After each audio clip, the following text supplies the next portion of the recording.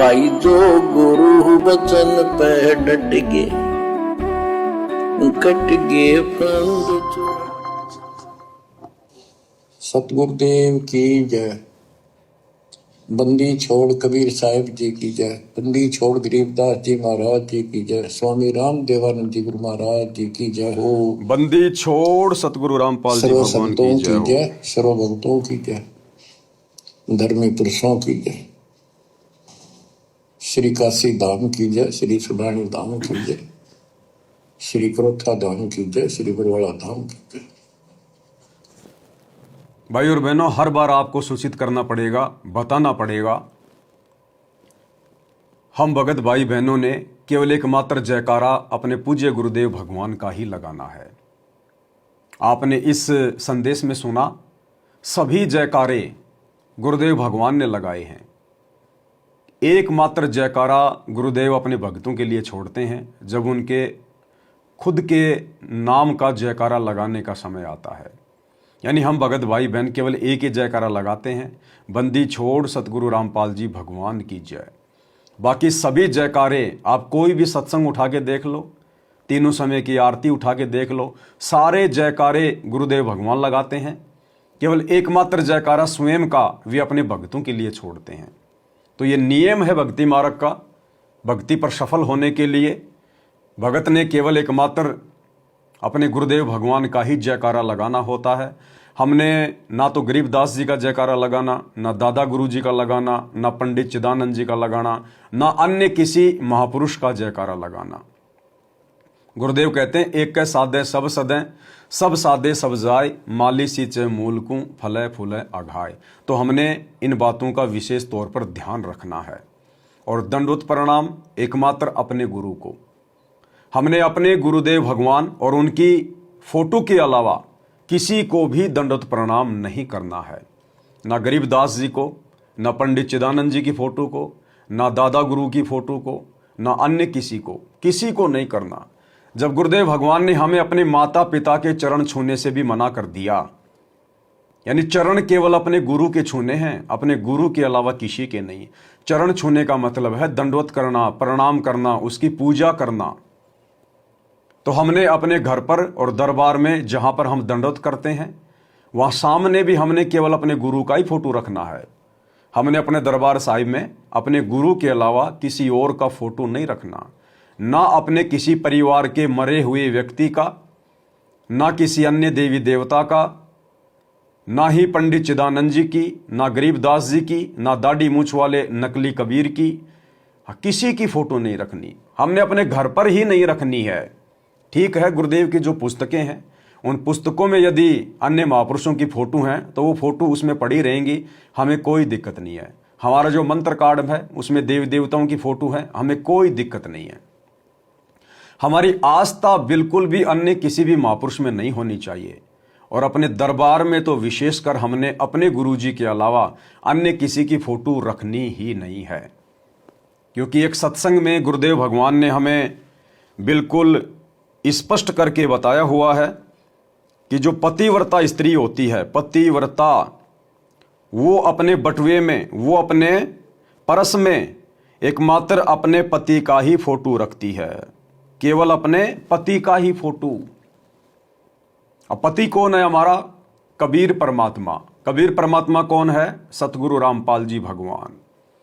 तो गुरुदेव ने क्या कहा कि जो पतिव्रता स्त्री होती है वो अपने पर्स में केवल अपने पति का ही फोटो रखती है। तो हमारा पर्स क्या है? हमारा दरबार, हमारा हृदय, हमारा लॉकेट, हमारा घर।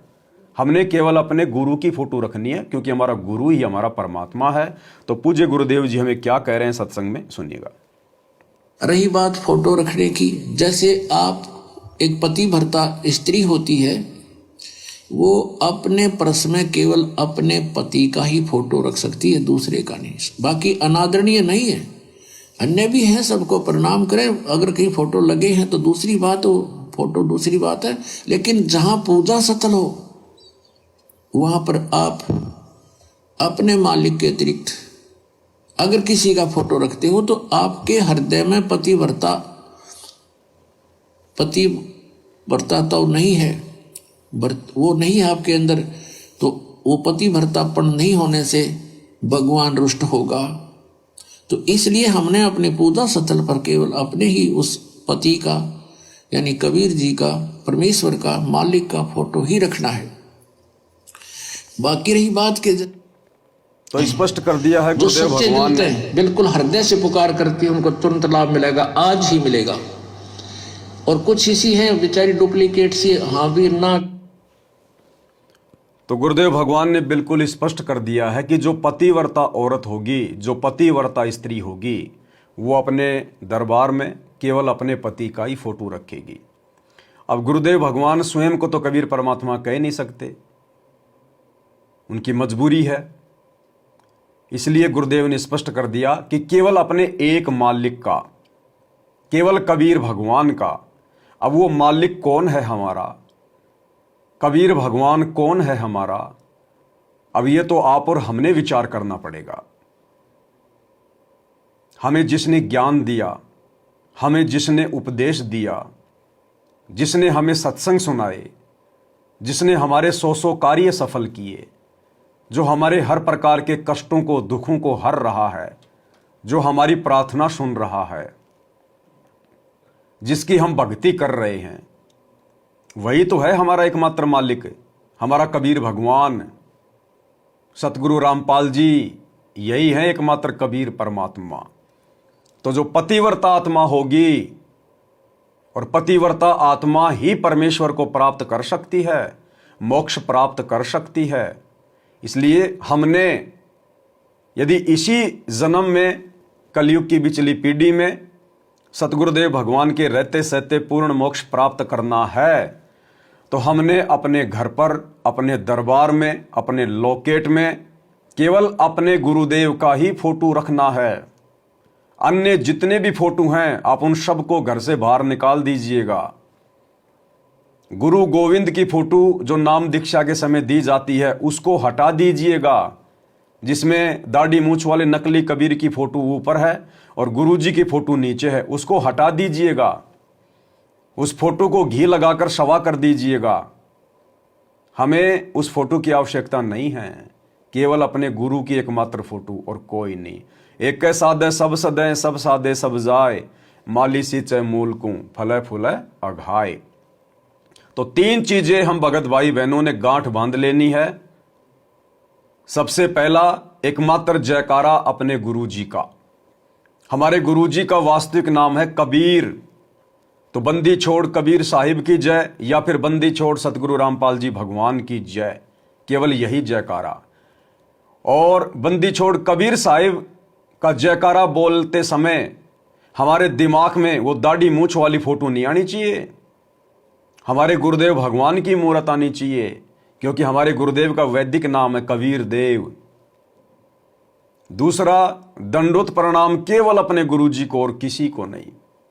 तीसरा, अपने घर पर और दरबार में और लॉकेट में एकमात्र अपने गुरुदेव की फोटो, किसी अन्य की नहीं।